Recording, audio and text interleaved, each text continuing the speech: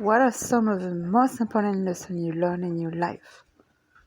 I'll bet they'll have plenty to tell you.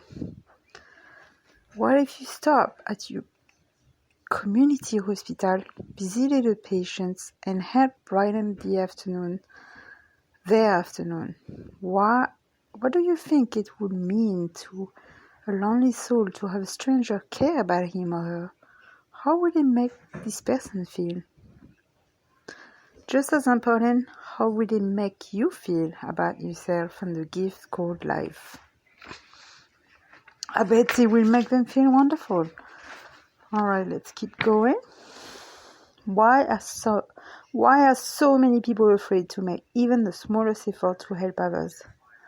One of the most common reasons is that they are just embarrassed. They're afraid of being rejected or appearing foolish.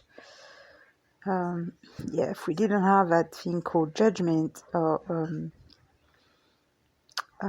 humiliation and rejection, I bet a lot more people would be just, not afraid to help one another. But you know what? If you want to play the game of life and win, you've got to play full out. You've got to be willing to feel stupid, and you've got to be willing to try things that might not work. Otherwise, how can you innovate? How can you grow? How can you discover who you really are? So basically, it's saying to push yourself. In the deepest part of ourselves, we all want to do what we believe is right, to go beyond ourselves, to commit our energy, time, emotion, and capital to a larger cause.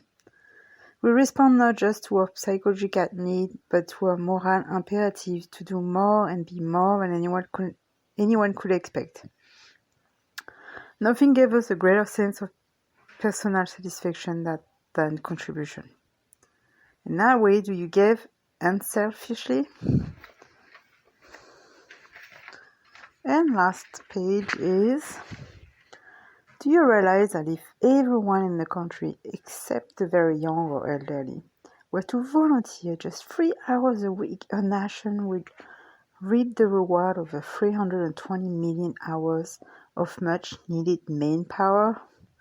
Wow, dedicated to the cause we care most about? And if each of us were to contribute 5 hours, the figure would jump to 500 million hours with a monetary equivalent in $1 trillion. What social or political or medical problem do you think we could conquer with this kind of commitment? So this is just a question to ask yourself. What do you think?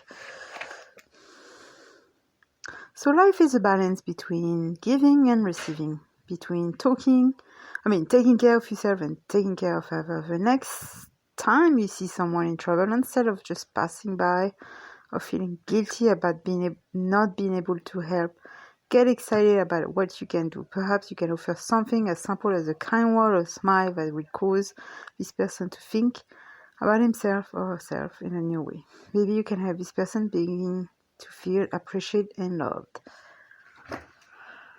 So I hope that you enjoy this. I enjoyed it. It's really profound.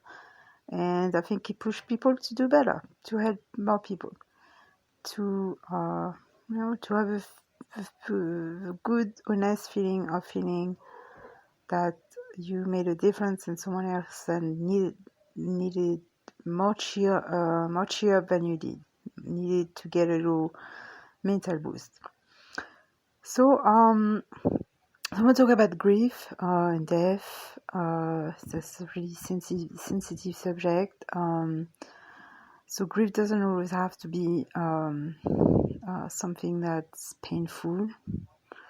And if we prepare ourselves before things, before we might lose someone, we'll be able to go through the steps with more ease, less pain, less worry, less anxiety, less stress, and we'll be able to move on and to accept death and so the grief will not just destroy your life and keep you depressed and buried for the rest of your life. So some people never recover from grief, and it can be extremely hard. They're really attached to somebody.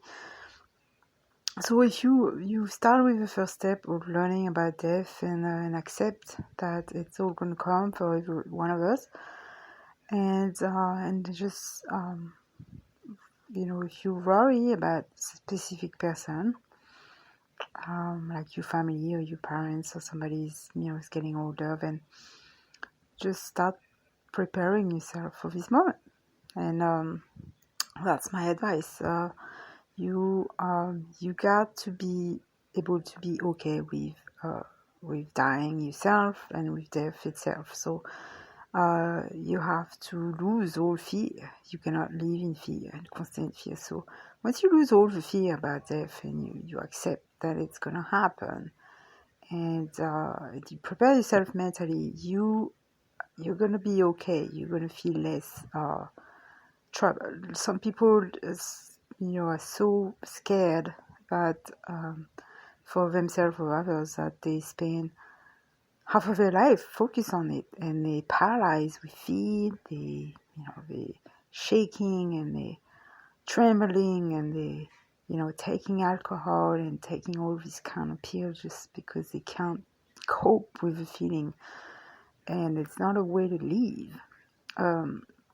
So since there is no way to know exactly when we're gonna pass, then the best way you can do is live 100% your fullest life right now, at this moment, and make better moments each day, each minute, each second, and accept, and embrace all of us, and keep memories and spirit alive. The spirits of someone that you care about is always going to be within you. So as long as you accept that, then you can cultivate a better deaf relationship in the future.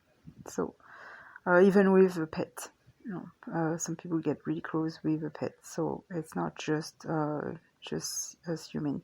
I mean, pets is human, but anywho's, all right. So everybody join me on my groups, like Tanissa's podcast, and I'm waiting for you to come visit my YouTube channel, Super Candle 30. Please visit, like, share, and go check my podcast. I go see the other episodes that I have on,